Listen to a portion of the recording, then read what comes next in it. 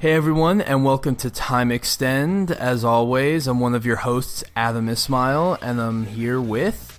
Brendan Norrison, and today we won't be discussing the latest news in the racing game world, but we do have a featured topic.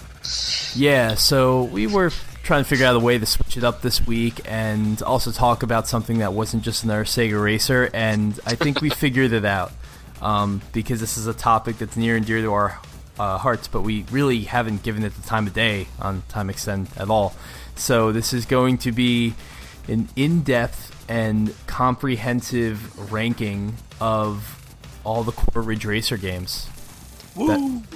Yeah, it's going to be a big topic too. If we tried to fit news in, the show would probably be 2 hours long at least. That's after we dug around for news to find worth talking about, which hasn't really been the case lately. But yeah, so what we decided to do was just figure out where all the Ridge Racer games, the console ones anyway, rank according to your humble co-hosts. And we had a couple rules for this going in. First off, no spin-offs, and those really only count Ridge Racer Unbounded and our Racing Evolution, which aren't really Ridge Racer games anyway, so I don't think anybody would have an issue with that. No mobile titles, because we don't care about them. And this one's unfortunate. I wish there was a way we could get around this, but no arcade-only entries, which means that, unfortunately, we lose Rave Racers, which is a game that I always wanted to play, and just always wanted to have an opportunity to get to know, as well as all the other games in the series, but it's just not a thing in arcades, at least in the US, so never got that chance. Yeah, me either, to be honest. Never had the chance to play it, unfortunately. Seemed really interesting, although I've also read some people say it's nothing special, so take that as you will. But also means we can't put in Ridge Racer 2, which is really almost exactly the same as Ridge Racer 1 from what I can understand, and also the Ridge Racer 5 arcade battle. So we had to skip out a couple there, but we still have 13 games to talk about. And the way we decided to approach this was we gave each game a ranking of points from 1 to 13, 13 being the most points we could award to a game, and 1 being the least. And we awarded our points based on how we felt, and then we tallied those up. So this ranking is a combination, you could say, of our feelings, which were very, very aligned with each other. We voted the same way on almost every single game except for one.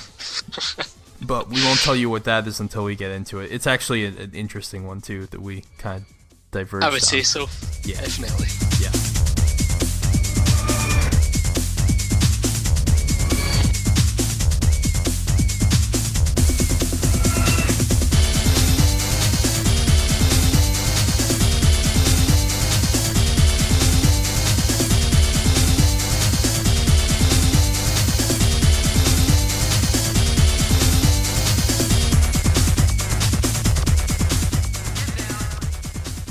So yeah, we'll start with as it works out, because there are 2 ties on this list because of the way things shook out. We'll start out with number 11's, which is Ridge Racer 6 and Ridge Racer DS.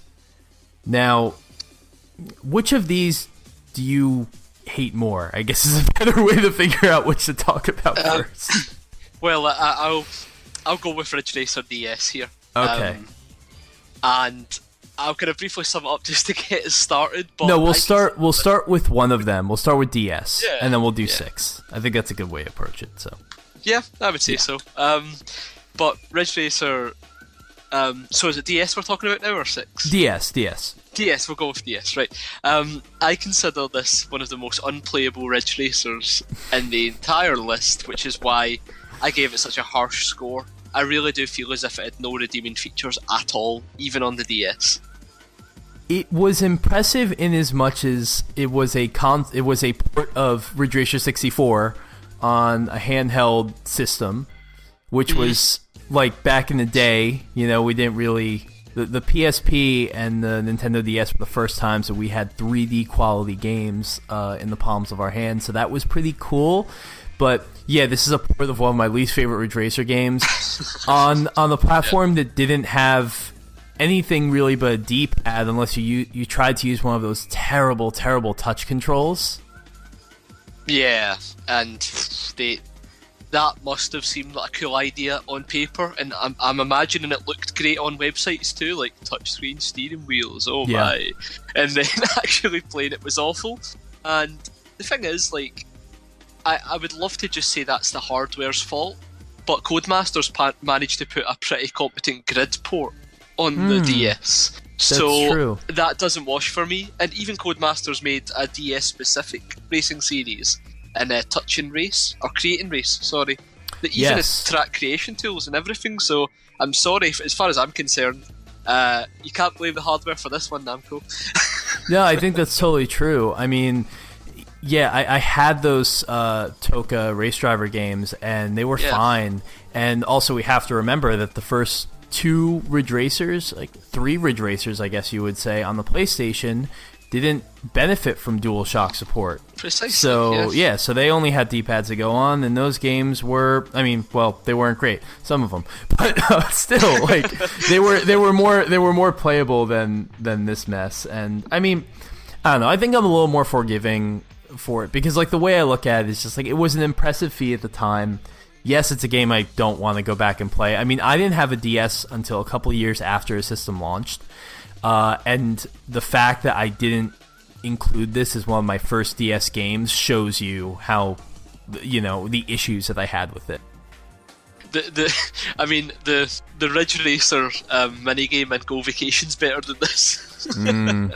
Yeah, I guess, that's a spin-off we could put on the list if we really wanted to. Oh, yeah, good point. But, I find it interesting that, just a neat wee segue here, I guess, that you've not put this as your lowest rating, to be honest.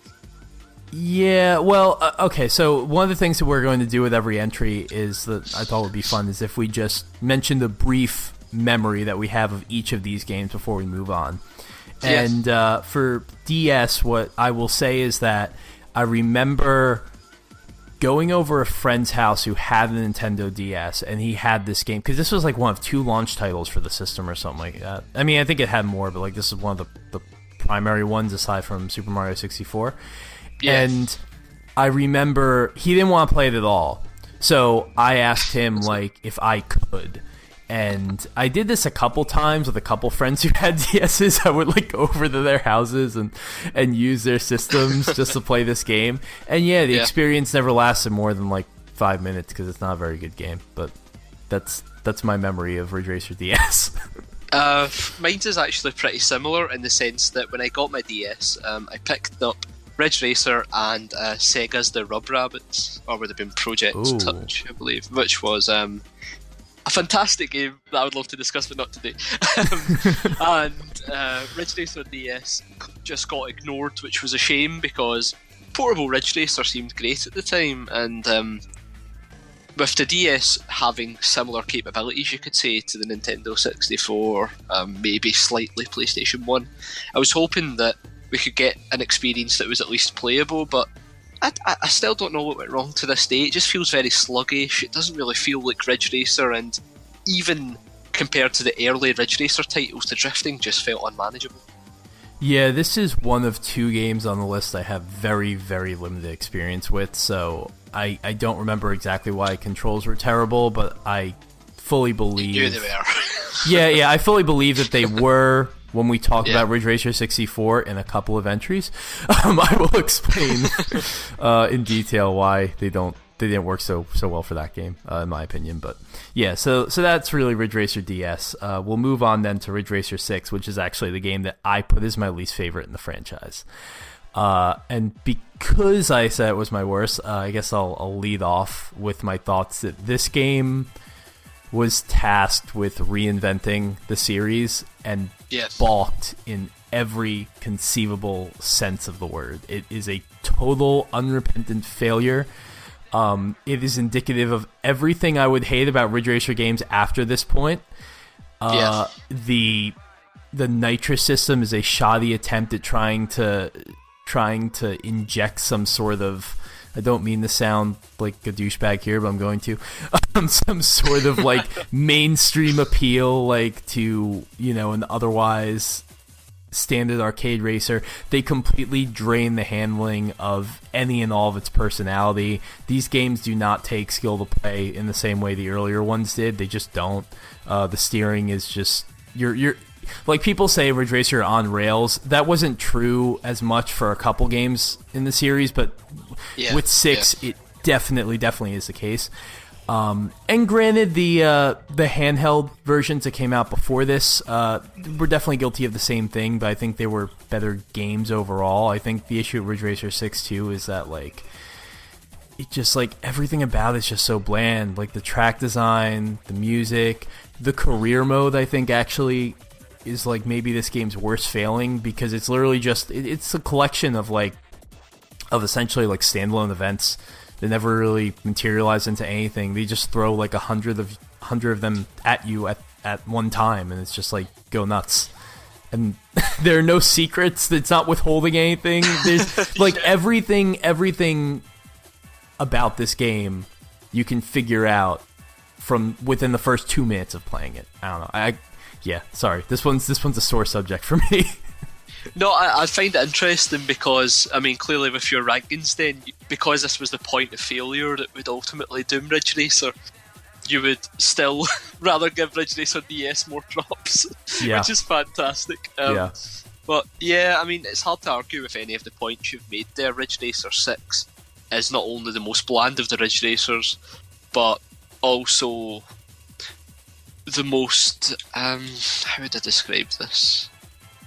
Like, there's nothing about the game that you could recommend to someone who might want to play it, because you've got that weird on-rails handling that you brought up, in the sense that the car seems to move on an axis. It's just so uninspired. There's nothing about that Ridge Racer style that's there outside of a half-decent soundtrack, and I mean, you're right, this is the point you could probably go, this is where it all went wrong. Much in the same way people would refer to, like, maybe Sonic Adventure on the Dreamcast is where Sonic started to go a bit iffy, but like Ridge Racer didn't even have the chance to completely fall apart after 6, because it seemed like it was so bland and boring that it really did speed up the process of Ridge Racer becoming irrelevant. Yeah, there's just nothing about this game that I would ever want to go back and experience. I mean, 7 did... You can figure out, obviously, 7's higher on the list than 6 is at this point. Yeah. And 7 was the better... If you're going to try and take 6 and improve it enough to, like, be a serviceable game, that was 7. You know, and 7 added so much that we'll talk about later. But, like, 6 is on its own... It's just not... It's a very bare-bones experience, which I know Ridge Racer, especially a lot of the early games, were very bare-bones experiences, but...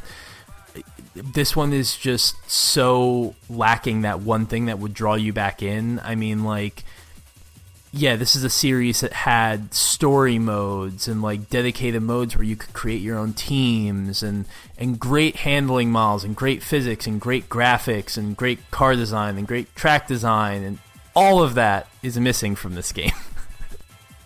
You touched on one thing there that I would like to bring up and say that it does actually look a bit like an up-resed PSP game. Like, the graphics were just so, like, just terrible, really. Like, you would think that looking at it that it was an up-resed PSP game and it wasn't on a home console, because it just looks so flat and lifeless.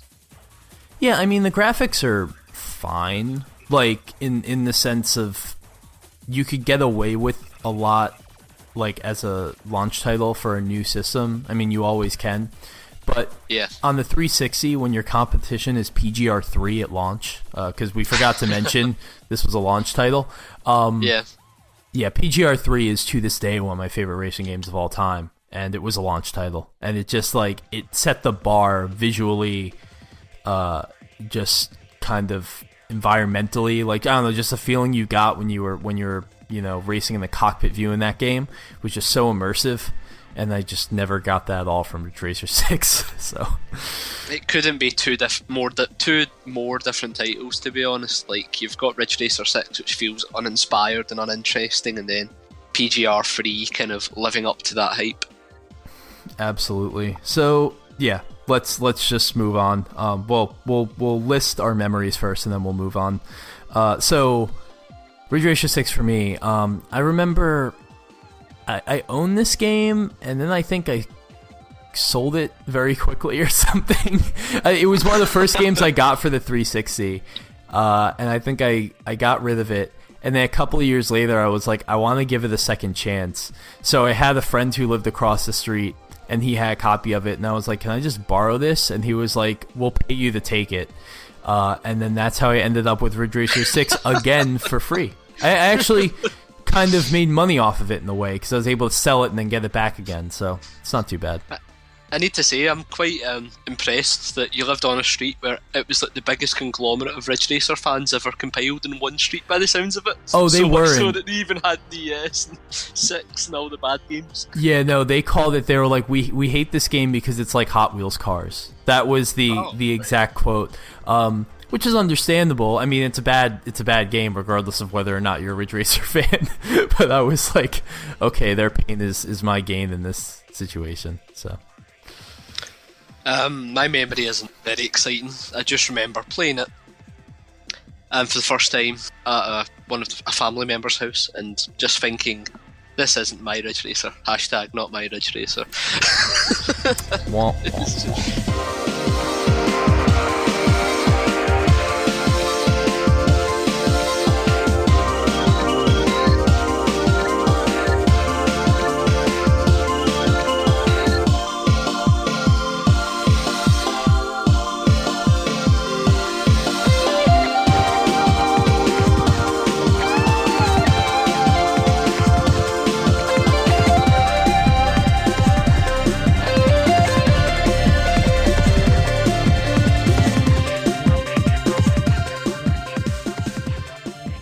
So now we move on to number 10, which is Ridge Racer 64. So now we can actually, discuss the meat of why the basis for Ridge Racer DS wasn't so great. So yeah, this game just has a really interesting history because it wasn't developed by Namco. I think it's the only game on this list, yeah, technically, as I look at the list, that was not developed by Namco. It was developed by Nintendo Software Technology, I think, which made 1080, I think it was 1080 Avalanche on the GameCube. That's the only NST title that sticks out to me. I mean, I'm sure they made other things, but that I know that I've played because Nintendo didn't really brand a lot of the games that they made, but when NST did it, it was like one of the first logos you'd see when the game started up, so you kind of knew.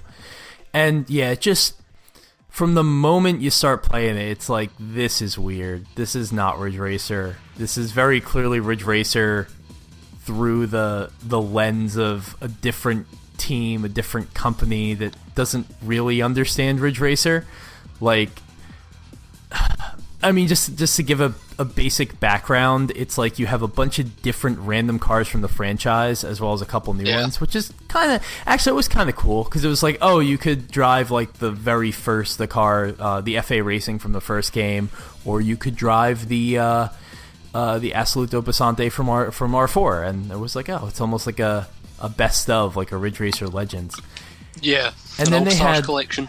Yeah, a whole car collection, and then they had like this. They almost did the same thing with the tracks as well. You could drive like the first game's tracks, Revolution, and then they had a couple new ones that they made. It was Renegade and something else that the game was so hard that I never actually got to the downtown tracks. Yeah. So, yeah, it was like a weird collection, but I think where it just all falls apart was like just the gameplay. It was a very difficult game to play, especially because the N64's control stick was not up to the task. Yeah, it kind of handles as if aliens came down to Earth and asked you to explain Ridge Racer, and then they took your kind of feedback and then tried to make Ridge Racer. That's the way it felt. The music's weird. There are a couple remixes of old songs. There are mostly new tracks. I think there's one song in this game called like Maximum Overdrive or something like that. Something Overdrive. I love that song, but every other song in this game's kind of weird. And yeah, I just remember like struggling with the controls as a kid, and just playing this game endlessly to try and convince myself I loved it as much as other Ridge Racer games. But I mean, in terms of like graphics, and I think it was like it wasn't 60 frames per second, but it was a very fast, very smooth game, so that was cool. Yeah. But I felt like I couldn't keep up with it. I felt like the action on track was too fast for me to handle, and the controls weren't adequate enough for me to get through everything. And also, some of the cars are pretty fugly looking, to be honest. So nice. Yeah, they're pretty gross. Yeah. So memory I have of it, I distinctly recall accidentally deleting my game save. And that was upsetting because that was a hard game. And then to try and recover from that was something I don't think I could ever do. Because as I said, there's two different... So there was like the Revolution and then the standard tracks, and then there were the expert offshoots of that, and then they came up with their own like Renegade track, and then like this downtown one. I never ever got to the downtown one because it only happens like later in the career mode, and I deleted my game save a first time. So like there's like half of this game I've never experienced, sadly.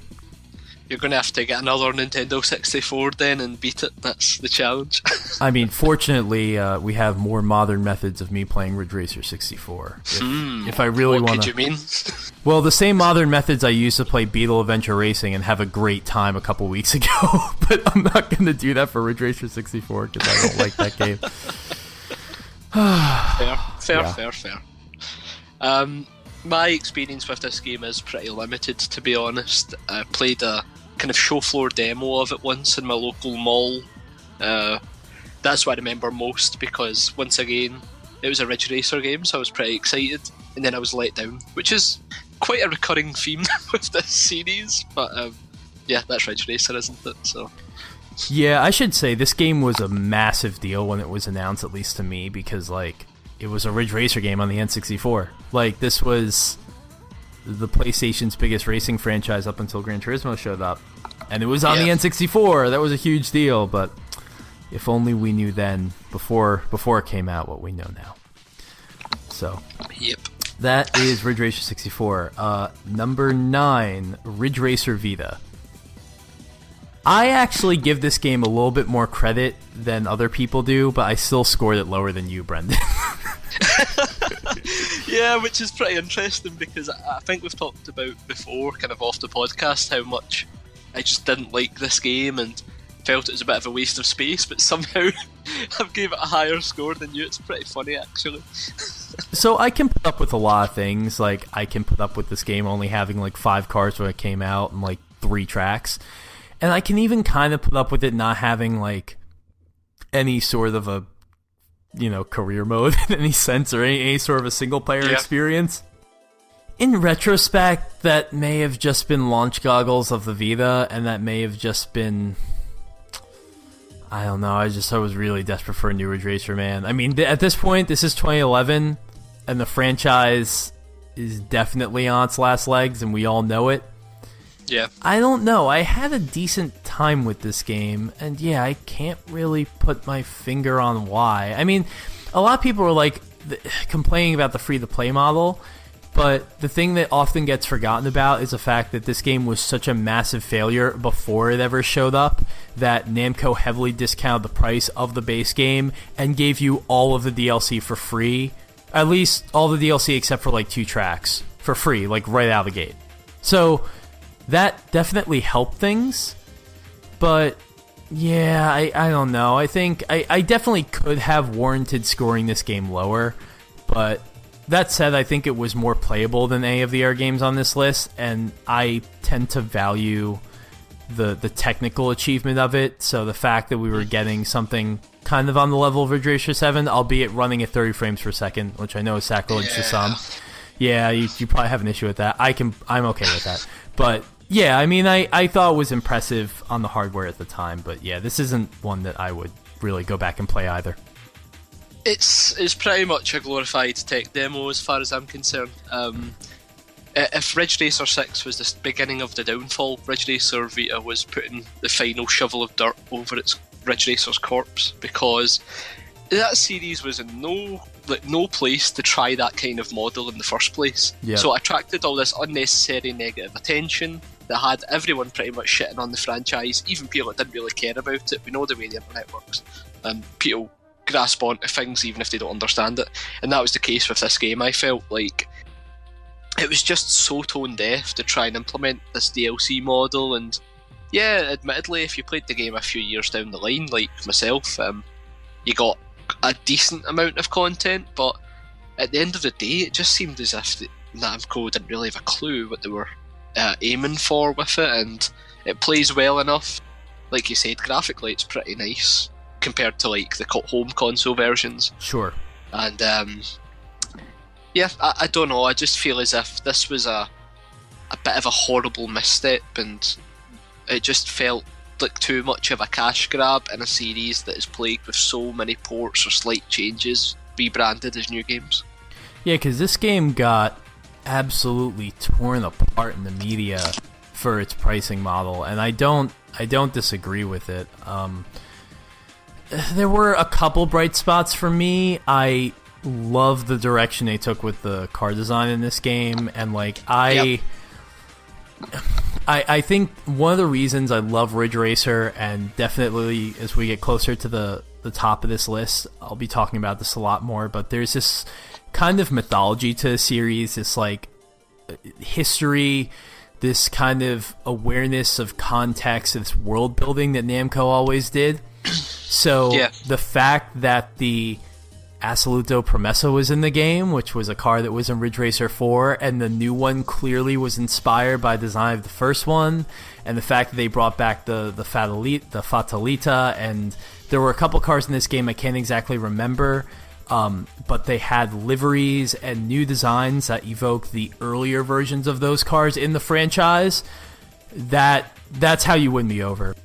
I kind of noted these like callbacks. Also, they sold a lot of previous soundtracks, a lot of old songs you could get on the PlayStation Network. A lot of them were free, and that was cool. So I like being able to drive around to like remixes of Disco Ball and my favorite songs from Ridge Racer 4 and so on.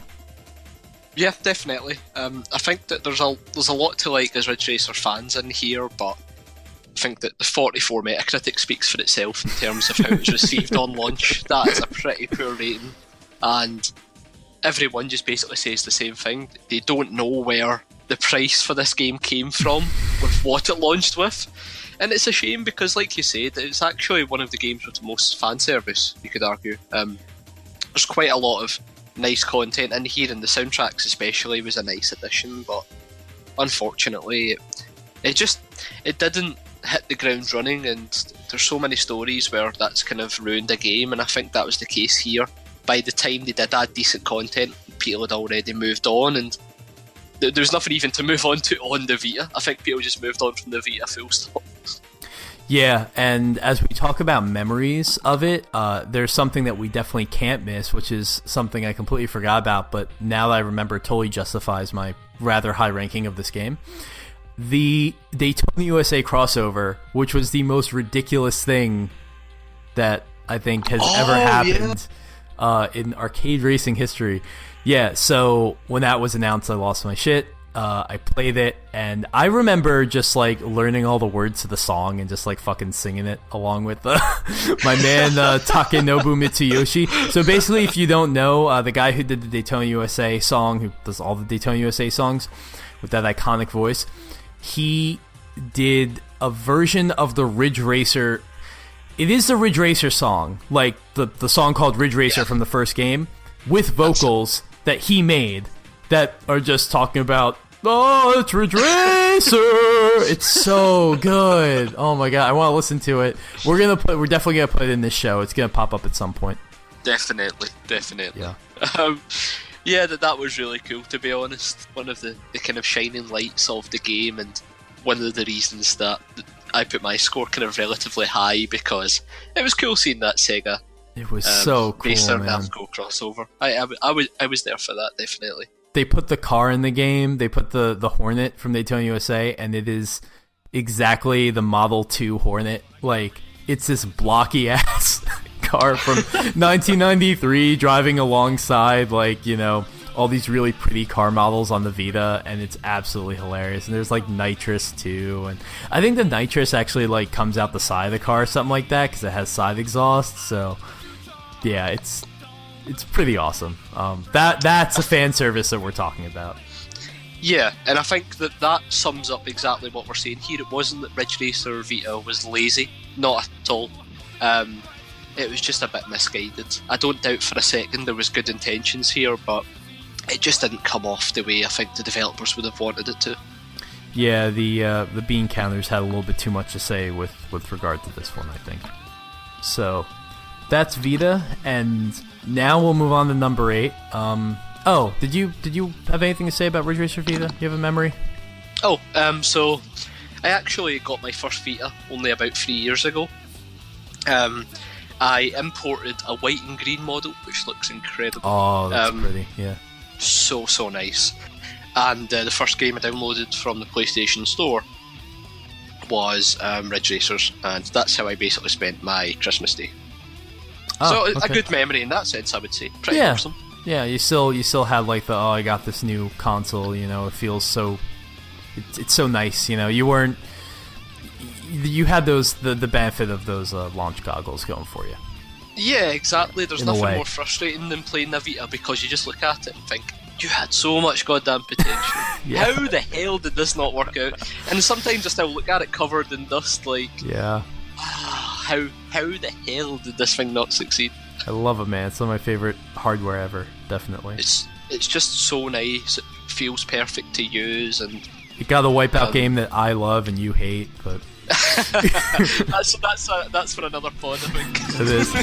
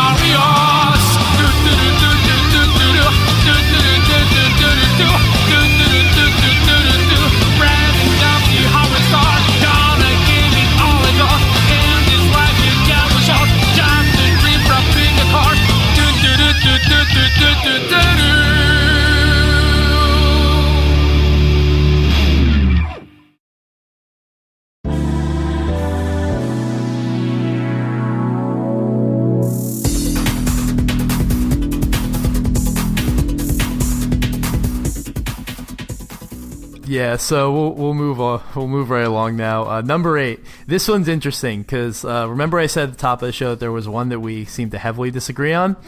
It was the original Ridge Racer, which I gave 7 points and you gave 3. So Brendan, explain yourself. Okay, put the pitchforks down. My score for this is in relation to what I score another game later on in the list, Ridge Racer Revolution, because I feel like Ridge Racer is obviously one of the most iconic entries in the franchise, for sure. But in terms of wanting to go back to it now, I would always choose Revolution over that, and that's kind of the standpoint I had, was I felt as if that game iterated on everything so perfectly that as much as I appreciate what Ridge Racer did for the series, I just don't feel like it holds up as well. I mean, I love the game to bits. The soundtrack's phenomenal. Who doesn't love Rotterdam Nation? Well, Me. oh god. Wow. That's the worst thing you've said so far. Oh no. Come on, everybody loves a bit of Gabber, poorly made Gabber from Japan, surely. I can't. That's the one thing. I love the stupidest music, but I cannot do sped up robot. I can't do that. Now you've lost me. PSP remixes are even worse in that sense as well. Oh god. No. That's where I draw the line, man. But yeah, in terms of the original game, given it such a low score, I just feel like it was great at the time, but I feel like the other entries on PS1 really do eclipse it, and I don't see why anyone would willingly choose to go back to it. Yeah, I agree with everything you're saying, which is why I also scored Revolution higher on this list, but yeah, I don't know. I do kind of give a lot of weight to what, significance, where significance fits in, and this was the first game in the franchise. Now, I do have a lot of issues with it, namely the handling model is garbage, and it's kind of based on that flaw that I have with the game, that I honestly, I don't understand how in the world the PlayStation launched with all of the steam that it had in the very beginning, because yes, Ridge Racer is very pretty, by 1995 standards, and yes, you got an arcade game, an almost arcade perfect port of it onto the first really console capable of 3D graphics, at least once it didn't look crappy like the Saturn. But within 30 seconds of anyone playing this game, I don't know how they didn't feel extreme dread, because the handling is awful. It's really bad. I think we talked about this in one of our first shows. I think we talked about why Sega Rally's handling was so great, and I think the example I gave of the complete opposite of that is the first Ridge Racer, in that whereas in Sega Rally you can really kind of feel a rhythm, and there's a weight transfer and everything. In Ridge Racer, you either tap on the brakes like you do. In Ridge Racer, the way you get into a drift is you tap on the brakes and you turn, and then the tail kicks out, or you lift. With faster cars, you can just lift your thumb off the throttle. Yeah. And that's all it takes to brake sideways. And when you do that in this game, what basically happens is your car just I don't know, it just decides the front end's just going to go where the hell it wants to go. It really doesn't pay attention to you. And it just kind of lazily slides back and forth and back and forth and back and forth.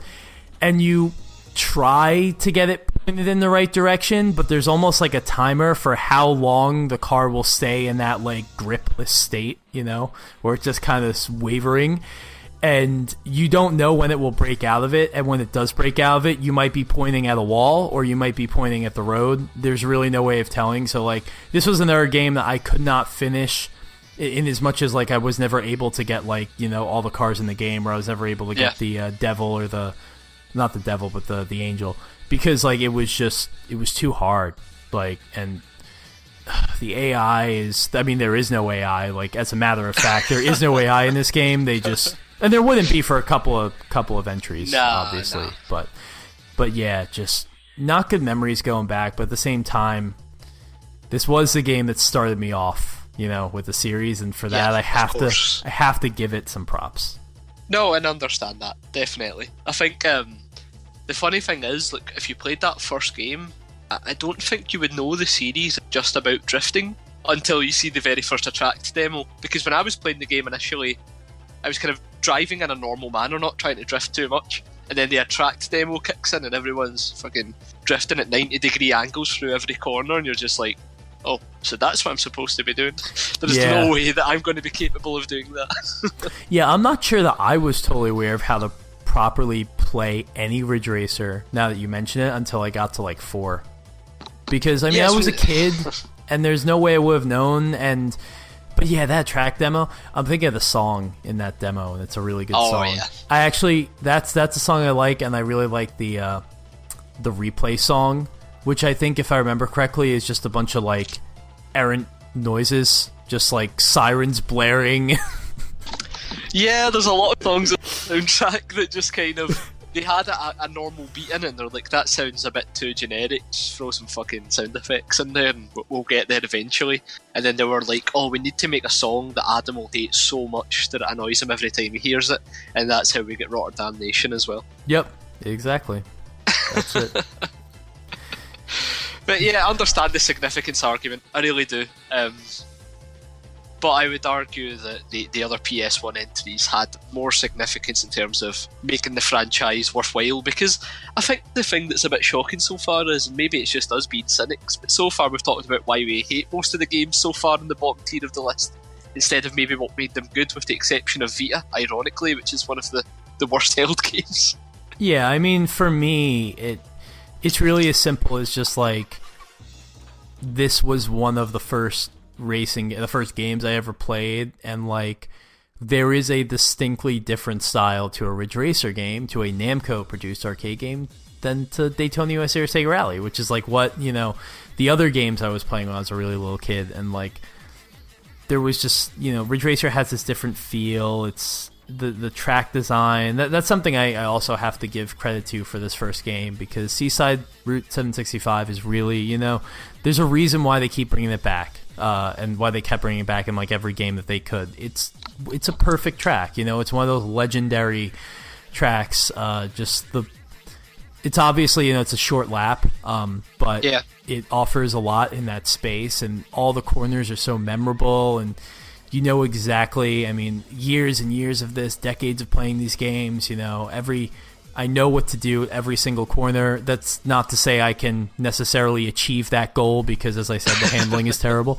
But, yeah. However, you know what? I will give them a lot of shade for the expert track in this game is terrible, because it's just like, they use this conceit of, oh, you're driving through a construction site, to like give you absolutely zero room, and like the walls are super high and they close in really, really deep. I mean, I remember the point where you go from the base track to the construction, the extra portion of it, and you can see the moment where the track gets like 40% smaller, and it's like, damn. Oh, they don't try and hide it. Yeah, they don't hide it.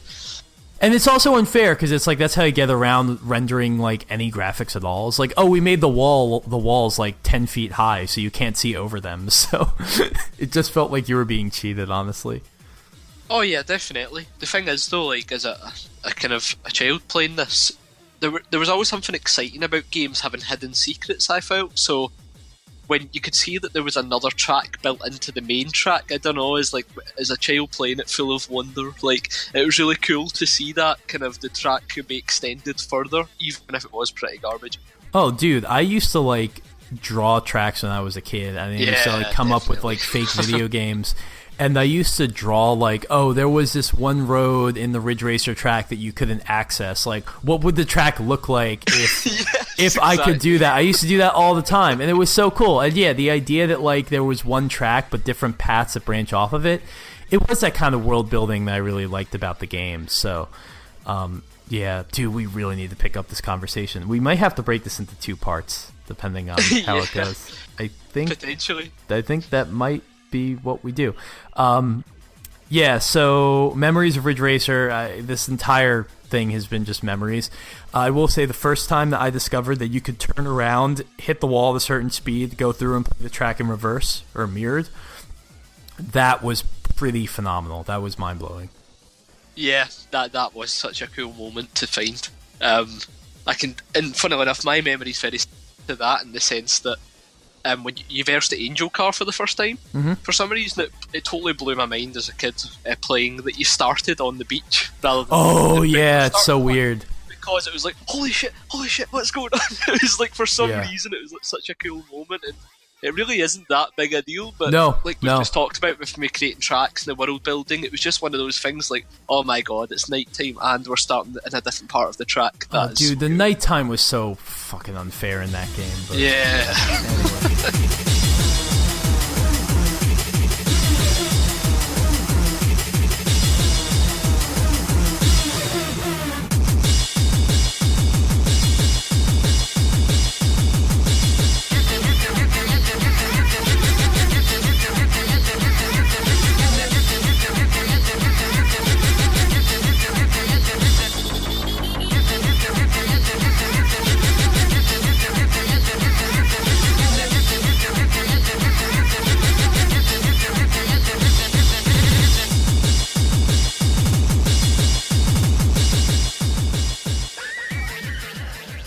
All right, so next on our list, number 7 is Ridge Racer 3D, and I really can't talk a lot about this one because As I said, there were 2 games on this list I didn't own. I was able to play some Ridge Racer DS, and I know what that game's like because it's a lot like 64. I have like zero concept of 3D, man. So take it away. Yeah. So one of the reasons I hate Ridge Racer DS so much is because Ridge Racer 3D pretty much makes it irrelevant. This is a Nintendo port of the exact same gameplay you find in 6 and 7, and whether that's a positive or negative is obviously for you to decide. But it was a perfectly playable, portable Ridge Racer on a Nintendo console that had a decent soundtrack, and it ran pretty much perfectly, and the 3D effects were actually really nice. You even had an in-cockpit view as well, which was pretty cool. Yeah, I feel like overall, we're willing to kind of look the other way when our favorite games, or maybe not so favorite games, maybe games that we play but aren't in love with, get put into handhelds, because it's like, oh, well, this experience maybe didn't necessitate me sitting in front of my TV, but, if I can do it when I'm on the plane or something like that, Stockholm Syndrome and all that, when you're on a trip, you don't really have much to do, so at least I can play, an average Ridge Racer game. And that exactly sums up. It's an average Ridge Racer game right in the middle of the road of everything. I think that's why it's kind of in this ranking, because it really is pretty much the most, not even bare bones, that's doing it a disservice. It does have a lot of content, but you're getting no surprises whatsoever from it. Yeah, I think something that bothered me was I really didn't like the car on the cover, and some of the stylistic changes they made with the game, because I have watched some of it on YouTube, and some of the tracks, it was another situation where I wouldn't be surprised to find out that like Namco developed this, right? But I wouldn't be surprised. Yes. Yeah, I wouldn't be surprised if someone else did, because maybe just being on a Nintendo system, it just doesn't look like a Ridge Racer game to me. The one car that's on the cover, I don't even know what it's called, but it looks like, that actually does look like a Hot Wheels car. It's weird muscle car. I would imagine a very muscle car would look like. That's the kind of weird vibe I get from it. It's not the best car for the cover. And in general, it's just a standard Ridge Racer game. There really is nothing really that special about it. Modern Ridge Racer game, I should say. But it's something I would rather play over DS for obvious reasons. And if you're looking for kind of bang for your buck, then it beats out the Vita version too. Yeah, that was the interesting thing, is that with the Vita version, they obviously adopted that terrible pricing model, and then with Ridge Racer 3D, they just came out with the normal game, and would you believe that the scores were normal? Exactly. Every review pretty much says this is a racing game. Oh god. You drift, you use nitrous, and you try to win the race. 6 out of 10. But Brendan, it wouldn't be a modern review of a Ridge Racer game if you didn't spend the first 3 paragraphs making jokes related to Kaz Hirai. Oh god, yeah, definitely. Or complaining about the lack of damage modelling. The amount of reviews that bring that type of thing up is infuriating, to say the least. But I say that as a Sega Rally Revo apologist, and having to read that over and over again as well. I've already a bit of a knack for hating when reviewers bring up, oh, there's no damage modelling in this game. It was such an antiquated thing, Yeah. Because Gran Turismo didn't have damage modeling a lot. It bothered a lot of people for years and years and years, but yeah, the first 3 games were the best-selling games on their respective consoles, so guess what? I don't think anyone gave a shit. Exactly. I think it was just this time period when the 3DS came out, from when the PS3 and that came out as well. For some reason, every game journalist in the world decided that every racing game should have damage modelling. I'm not sure where they came to this conclusion, but San Francisco Rush had it. Oh. Yeah, that's it. That's the standard. But honestly, any car game released within that window, for some reason, not having damage modelling was a negative, and believe us, we had a whole Ridge Racer spin-off dedicated to damage modelling, and it's fucking awful. So. Yeah, look what that got you, folks. Every game should be Burnout, basically. Oh, exactly. And I mean, hey, I love Burnout, but Yeah, every game should not be Burnout. So definitely not. yeah, so I have no memories of Ridge Racer 3D because I didn't play it. So I think the only memory I guess you could say I have is when I was looking through all the DLC tracks for Vita, and they ported, I think, a couple 3D ones to the Vita, and I chose not to buy them because I didn't play the game, so I had no touch point for like, oh, I want to go revisit that track. So yeah. My memory would be that in one of the local malls, Nintendo was doing like a 3DS roadshow prior to release, and they had loads of games set up like Resident Evil and Mario and Ridge Racer, which is the game I went straight to. I was the only person playing it. And I was so impressed with seeing a competent Ridge Racer running on the handheld that I decided I would buy it, because it was just good to see a Nintendo console that wasn't powered by a toaster. I mean, it still wasn't great, but it was Nintendo portable, I should say. So yeah, I just, the way it ran, I was impressed with the glassesless 3D at the time that I would go on to never use again. And yeah, just that's a good memory for me in some senses, because it was good seeing a decent portable Ridge Racer running on something that wasn't a Sony handheld. Yeah, allow me to be pandering for a second and say just, damn, I love you British people because you give Nintendo so much crap, and it's so great to hear.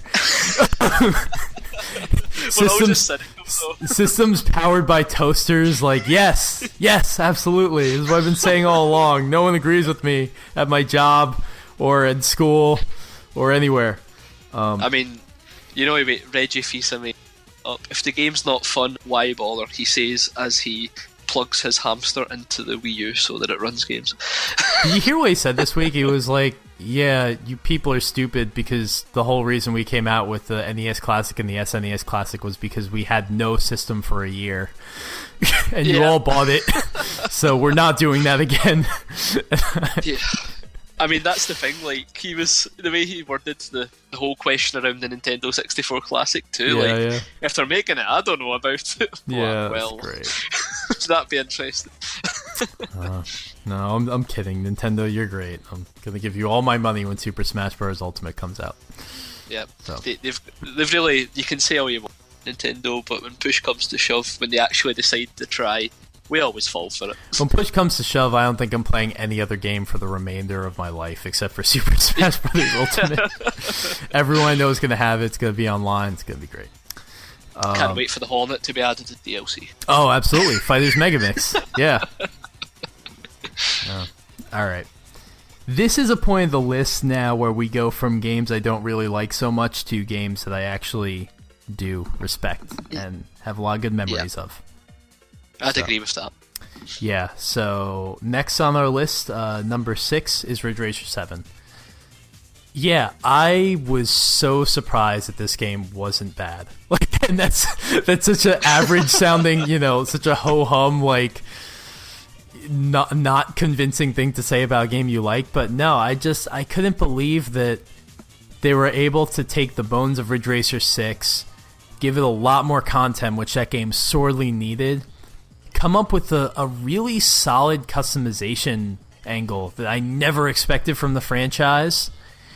Yeah, between all of that, they added a bunch of tracks at where I actually thought the track design was pretty interesting. The tracks in the jungle, like the Lost Ruins, and that was all new for this game, and I thought that was pretty cool. There was some fan service, I think, in there, as far as they brought 765 back, which 6 didn't have that track, I don't think. I think they just brought back for 7. Yeah, it's like one of the last tracks. 7. Yeah, it's like one of the last tracks you get in the game. And I have a very, I don't know if it's interesting or not, but I have a slightly emotional thing to say about that track that will pertain to my memory when we finish this discussion. But yeah, I was just like, I was surprised, like, this is the game Ridge Racer 6 could have been. And yeah, I mean, I know I complain about the handling, and the handling in this game is functionally the same as 6, but I think it was just wrapped in just a more just interesting experience, a deeper experience overall. Like I said, the career mode and the track design, and that allowed me to kind of put up with some of the things I didn't like so much about the engine. And yeah, I mean, I was just shocked it was as good as it was. I would define it as a sexy experience. Yeah. The menus as well, just like yeah. that dynamic music that changes from menu to menu. Absolutely. Oh my god, yes. I love that shit. And even like the career mode at it, still just do this race, but they have that nice kind of world map look and the news ticker at the bottom that starts to hint towards the post game contents. I mean, come on, that's what we're after. And I love the news Ridge sticker. Racer 7 gets it. Yes, exactly. So it's one of those things not many people would notice, but I knew for a fact that you would have picked up on it as well. To be honest, I can't even remember what about the news sticker I love, but I remember reading something that made me go like, oh, that's so cool. Like, I don't even know. But yeah, there were like some like tidbits in there, right? That just like, oh, they mentioned a guy's name from like a team from Ridge Racer 4, I think, at one point. Yeah. That was cool. It would refer to potential like car manufacturers that get dropped from like Type 4 and stuff that might be making a comeback, and referring to the fact like the old Angelus driver is frustrated at the new Angelus driver and stuff like that. Oh, that's great. Like, is that like fantastic. A Stig reference in like 2006? No, it had to be too early. It was before they sacked the Stig. They called it though. They've seen it in the future clearly. Yeah. You've got a great car roster with fully upgradable cars, which was another really good feature. Yep. The online, like, there was something that really simple I loved about the lobby system, where it would auto-translate preset messages between players. So, like, if you're racing, like, a Japanese guy, like, you could actually get a conversation going with the preset messages. It was just a very nice experience all round. I think Ridge Racer 7, like you said, it's what 6 could have been, but 7 had so much more care put into it that the gameplay doesn't stick out as a bit outdated so much. Yeah, it almost makes me wonder if, like, you know, we know there was a year between the 360 and the PS3, and I'm wondering if Namco basically approached these launches like, we're definitely going to have a launch game for the PlayStation console, and then, I don't know, halfway through development, somebody said, hey, you know that Ridge Racer 7 demo you're working on? We can make a lot of money if we put that on the Xbox 360, so they did. I wouldn't be surprised if that was the case. Because that's how 6 feels in comparison to 7. 7 feels like a fully fleshed out game, and it feels like the biggest Ridge Racer, which, like, look, it's the biggest. That's not the same as being the best, but an achievement of being the biggest is, like we were saying, you know, it's fan service to people like us who've been following the series for a while. Yeah, because the amount of small touches in the game are incredible. Like, when you verse the Devil Drive, what is the Devil car's like actual manufacturer name? I always forget. I think it's the Revelta. Yeah. They're Soldat, right? Oh, is it Soldat? Well, in Ridge Racer 5, according to my Prima official strategy guide, RIP Prima, that they put out for Ridge Racer 5, I think it was a Soldat Crenali or something like that. I want to say, yeah. Yeah. So like that car, when you race that in the post game, like, it's ridiculously fast, possibly so to catch in most of the cars, unless you had one of the special vehicles you could unlock, and like, it purposely always stops right before the finish line, just waiting for you, taunting you at the end of the last lap, and just I love that kind of stuff because it made it feel like a real world. That this guy's just a cocky shit basically, and I love that so much. There's so much to the game that have that. Like, there's also a rocket car that, when it's not using nitrous, it goes like 15 miles per hour. But when it's using nitrous, it's going ridiculously fast. Yes, absolutely. And I will clear up the Soldat Revelta confusion. My confusion was warranted because this right here is why I fucking love Ridge Racer. Because I'm on the Ridge Racer wiki and it says, the original Crenali appears as a secret RT-13 racing car in, I guess in the first Ridge Racer, and then ... Yeah. In Ridge Racer 5, the 13th racing car was revealed to be made by Revelta. In Ridge Racer PSP, the Crenali features an all-new design following the sale of Revelta to Soldat. So they came up with the narrative that Soldat bought Revelta and destroyed the brand. I love shit like that. It's so great. It's why I love when they actually try with Ridge Racer, when they put care into these things. I love stupid little backstory things like that. I mean, it just so cool. It just makes me think like how cool an R Racing sequel could have been as well if they started to incorporate this type of thing. And oh man, I'm with you on this. I just love all this backstory lore, and the news ticker basically encapsulated that in like sentences that were so like succinct and worded in a way that would catch guys' hours' attention. And yeah, Ridge Racer 7 just has so many cool features. It's so hard to explain, but I mean, yes. I mean, if you're looking at it from the outside, it is window dressing.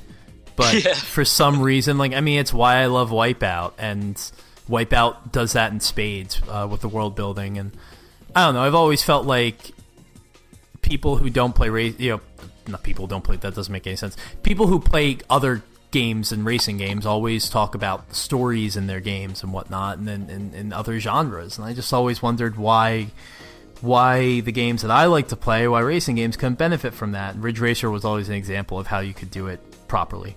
So, I think it's just the level of imagination that the tiny tidbits of information they put in that really appeal, because we talked about being children playing Ridge Racer and like that kind of making you want to create racetracks, and then even when you're older and that kind of like early 20s teens phase, like it still appealed to you because you were starting to care about the backstory and lore. It's actually pretty impressive that's a clear kind of progression almost. Yeah, because it's just something that like keeps coming back and keeps rewarding you as a fan of the series, and that's nice. I would like to be rewarded now, but they haven't made the new one since 2011. Yeah. That Switch one's there somewhere, maybe. I don't know. Yeah.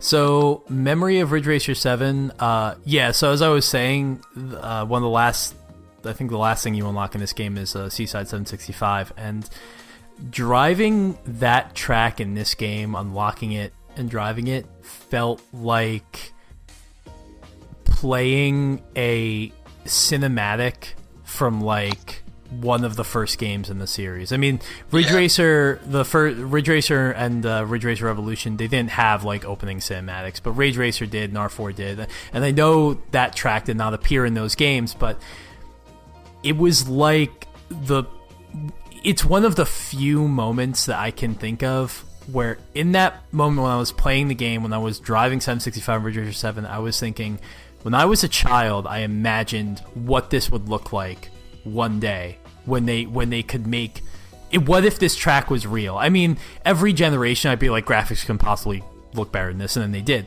But like, I would think about like, what if this was a real place? And like 765 made me feel that way. It made me feel like, oh my god, this looks like the opening cinematics of all of the Ridge Racer games I love, except I'm playing it, like I'm living in it. And like, that was it was like a really just like jaw-dropping experience, like a weirdly moving experience to have. No, I think that's a fantastic memory, because like I think we all felt the same, seeing like the way they reveal 765 as well, really throw it in your face. It's very much at the end of the game, and they know exactly what kind of moment they're building up to when they finally let you race on. Yeah, it's a very well paced game too, and the decision to hold 765 till the end is brilliant. Even though, I mean, obviously that would have been the first track I went to if I could, but they knew what they were doing. Oh yeah, definitely. Well, for my memory, it's actually a pretty funny one, because I remember I was playing the game with some friends and unlocked the Tarazi Wild Gang. And they were like, everybody was just kind of laughing at how ridiculous, of course. And then the more I played the game, the more I realised how much you could upgrade all the cars. And then I was like, holy shit, I am going to beat the main game with this car alone. And that was it. Like, holy crap. One of my like most proud gaming achievements, really, because when you get to that end game and those final championships, it's horribly outclassed. Oh yeah. But like, managed to win on like a points total, and it was like separated by 1-2 points at the end. And oh man, I was just so happy that I managed to do it. And it all started just because I'm making some jokes about how ridiculous this fake Fiat 500 looked. Little do they know that you are so good at these games that you're such a pro MLG player that you're able to beat the game with that car. Oh, that's it, man.